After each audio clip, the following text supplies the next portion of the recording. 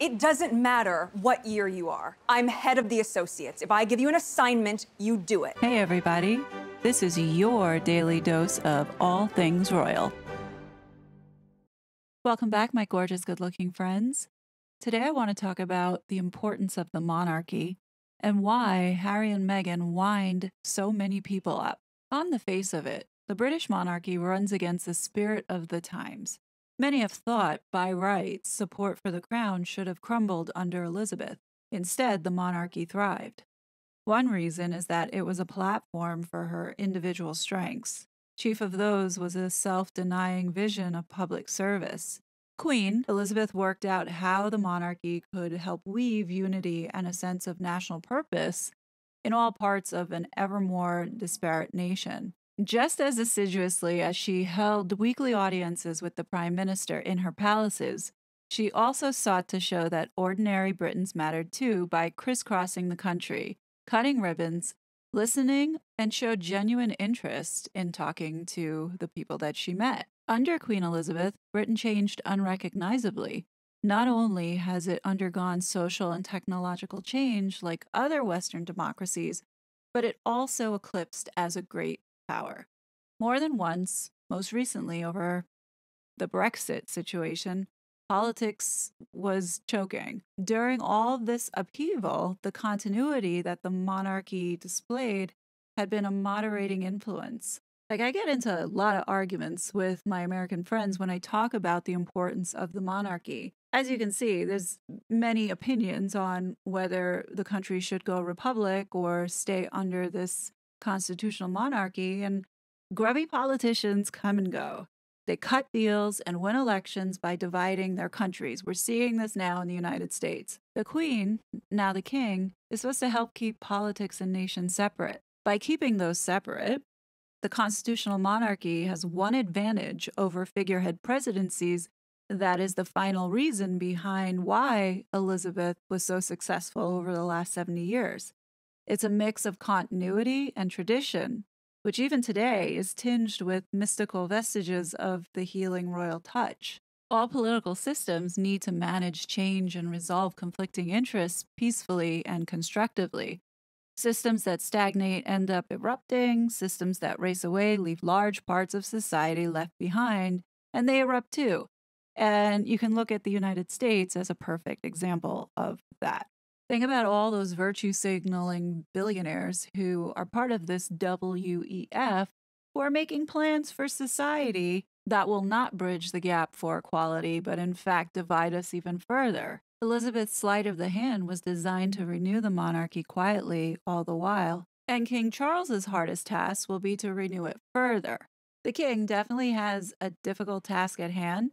Add into his past opinions that he has shared, let's hope that he continues to keep muffling those opinions.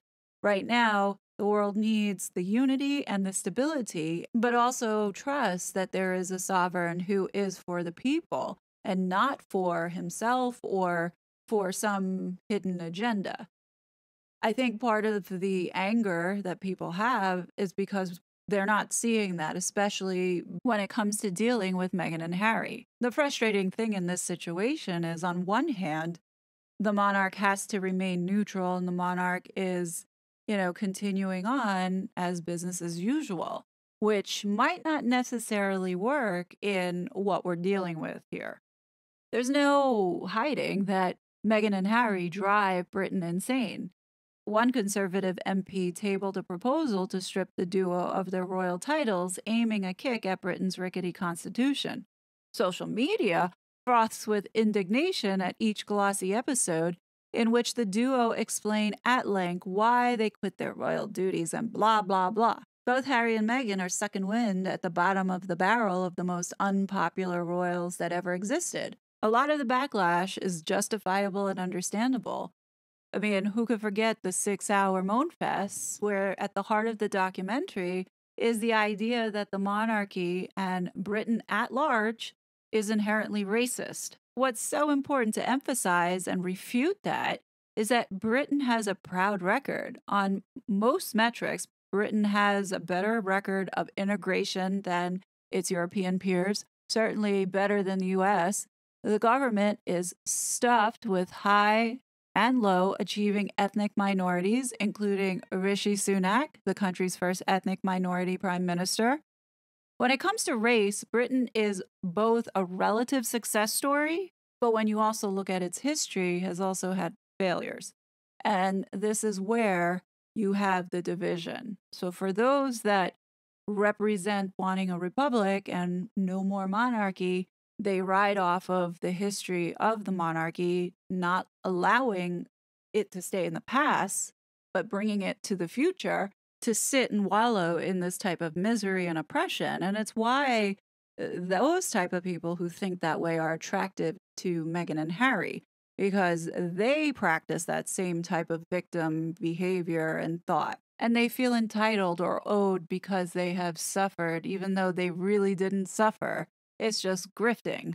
And then you have those that are monarchists who want to move forward, to evolve, and to maintain this type of stability and structure because of the benefits it had brought over the last 70 years. Harry and Meghan, mainly Meghan, is causing the royal family to lose control of the narrative again. These two out in California are cheapening the institution and turning it into a soap opera. And the embarrassment that they have unleashed on the family doesn't even compare to the danger that they pose to the entire institution. What I mean by that is that threatening an entire economic and political system, both in the United States and the UK. And then on the peripherals, you have the Commonwealth. Meghan Markle always intended to make a global brand out of her title, out of being a part of the royal family, and merch the heck out of the monarchy, thinking she was never going to have to lift a finger and then be able to go back to Hollywood as this global celebrity influencing the world as a leader.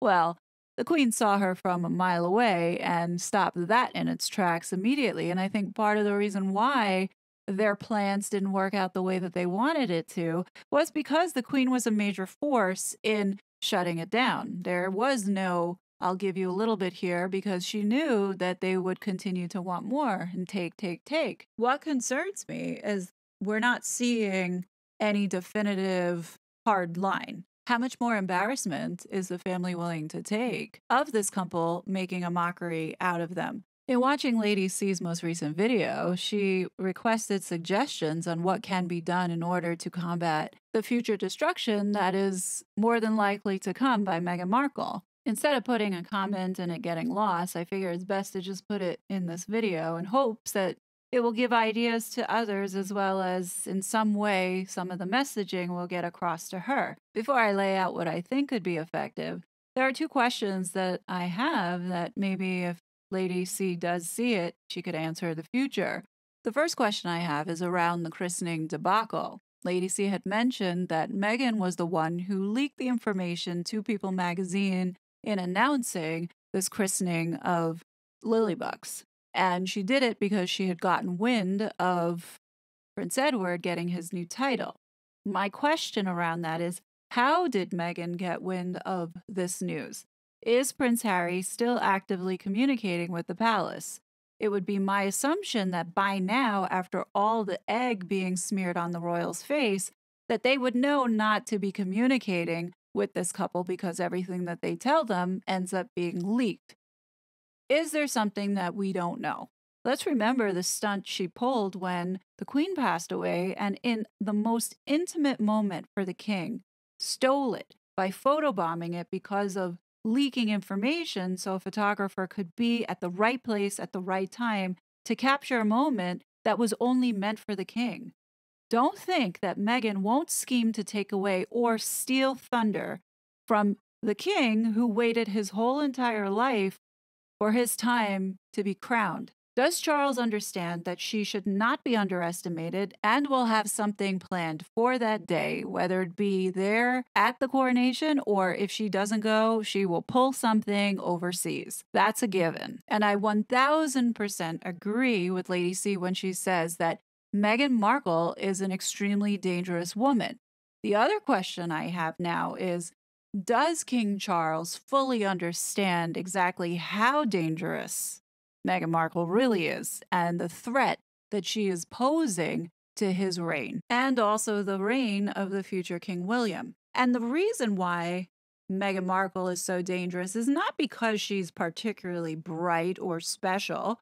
It's because of her connection to being a part of the family. This is what is giving her this global public platform. From a political perspective, because the family has not denounced or pushed back on the bad behavior by this couple, no other political figure will take that task, specifically in the US.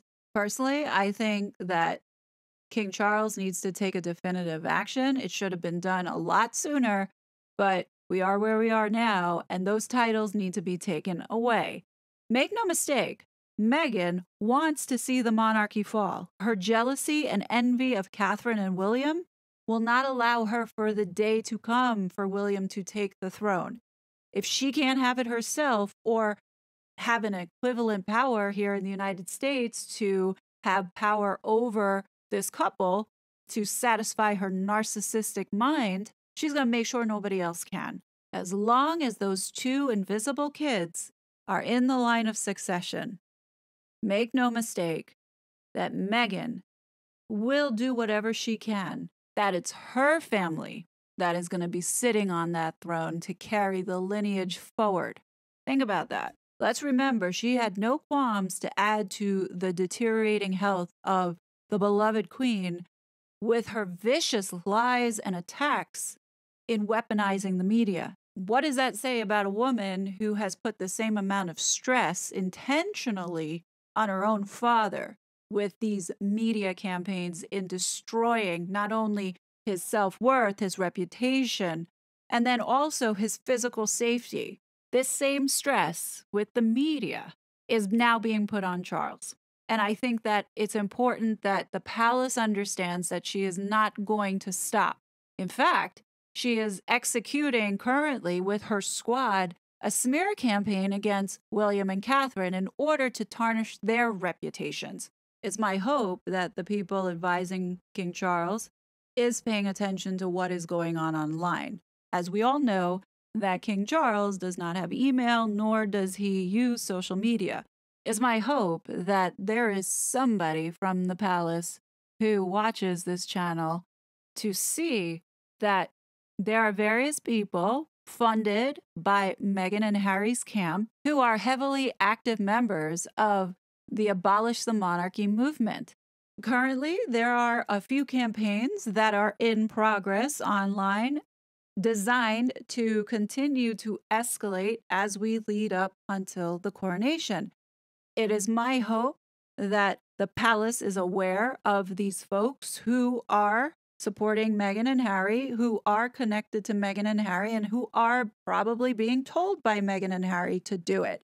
And the king should know that there is one heck of an echo chamber that is currently in process of escalating up that most likely will cause the mainstream media at some point to execute pushing out more propaganda that potentially could be damaging to the monarchy. And we all know that Meghan is very calculated, and be sure that this will be excellently timed to coincide with something that is going to make her look good. Now, the ideas that I have that I would like to lay out is a multi-pronged approach, but it does take support of the monarchy. They have to also be on the same page and understanding what is going on online and what are people being told in the media. The same echo chamber that Meghan uses with her PR team to smear the family should be used by the palace in the sense of using the same tactics that she uses. The monarchy has a community of supporters that can also bubble up information, especially in the United States, which is probably something they want to put some resources on. Here's my suggestion. There should be no excuse for anyone in this community. I know Lady C had mentioned that there are some people that ask what to do or are afraid to do anything just because they want to remain anonymous, and that's fine. It doesn't take very much. At bare minimum, clicking the simple like button to any of the videos that you watch in the Megxit community helps these videos reach a farther platform, meaning the algorithm will pick it up and recommend it to more people. That's what we want. The key thing is awareness. For those that can do a little extra, for me, I always ask my viewers if you can just take the time and forward my video to one other person and ask them to do the same so that it can reach more people. It doesn't take very much. Or share on other social media platforms if you are on Twitter or Instagram or Reddit. Hopefully, King Charles understands this, but part of the problem is allowing these two to use their titles to serve their agendas. People don't want to associate with Meghan Markle. They want to associate with royalty. Hollywood will open doors for Meghan as long as there is still that connection to the royal circle. Remember, the people Meghan's associating with know she is a fraud. They all know. They are using this couple just as much as she is using them because it's all about money with these two shallow, conceited people. I agree. Meghan doesn't care to be embarrassed. It fuels her. The only way for this to stop is for cancel culture now to take a hold of it. Hence the reason why I emphasize we have to now create this echo chamber and do what Meghan has been doing with her PR team. This echo chamber that we create will combat some of this, but it also does take the monarchy to step into something. They need to do something, in my opinion, because that message will go farther than us trying to set the record straight and exhaust talking about it and knowing about it. Is just only going to delay the inevitable. We're going to get there, but how much more embarrassment do they want to take? Or how much more damage do they want to take? Or even worse, how much more risk do they want to take at the hands of this woman? What needs to happen, and this is really it, cancel culture needs to now apply to Meghan and Harry, meaning opportunities to make money and gain power needs to stop, which if these two are not profitable, the media will stop talking about them when they can't afford to saturate and pay for headlines. Once that stops, then all of a sudden now you don't have that type of influence. So there's no more invitations to speak in front of the youth, infecting them with this woke ideology. I think it's important, though, that the institution takes some form of action. The monarchy is still rooted, deeply rooted in its family values, and that it's not okay to lie and to kick your family members when they're down. That bad behavior has to be denounced in some way or some form with a consequence. That's all the people want to see, not the couple being rewarded for telling lies, for hurting family members, for putting their safety in jeopardy. The one thing that does concern me the most about if King Charles is going to be a popular king and well-liked, I think what he really needs to do, and I don't see him doing it just yet, is staying rooted in what the monarchy really represents, which is putting God first. And right now, the behavior of his family members, Prince Harry and the wife, are not very Christian. The way that they went about the baptism, the way that they have been lying, the way that they have been hurting others, and even Harry saying that he doesn't believe that we go to heaven, but is reincarnated, that doesn't go along Christian principles. So you're going to have somebody who is in the line of succession who is not practicing of the Christian faith. What does that mean for the future of the monarchy in what it represents with the church? If you're straying away from those principles, then technically you're straying away from God. So then why would you then have a whole bunch of subjects that believe in the institution if the institution themselves are not practicing what it's traditionally known to be practicing? Do you understand what I'm saying? It then makes everything just fall apart. Because the whole purpose of this family being chosen was because they were chosen by God. You have two people in California who worship the dollar and cannot see past the material things, in which their enlightenment comes from drugs or these therapy sessions. The last thing we need is this kind of spiritual thinking eroding the church. We're trying to give a jolt to your system. Give it a little kickstart. Don't split hairs with me, because I've had it with you. Like fucking King Midas in reverse here, everything I touch turns to shit. I'm not a husband to my wife.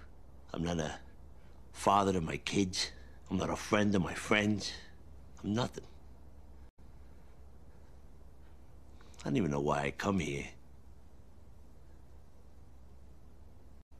Nothing else to do with it. Do you think it would help if you went someplace so you could rest up a while? You mean like Vegas? No, not Vegas. Someplace where you could be looked after. You mean like a hospital?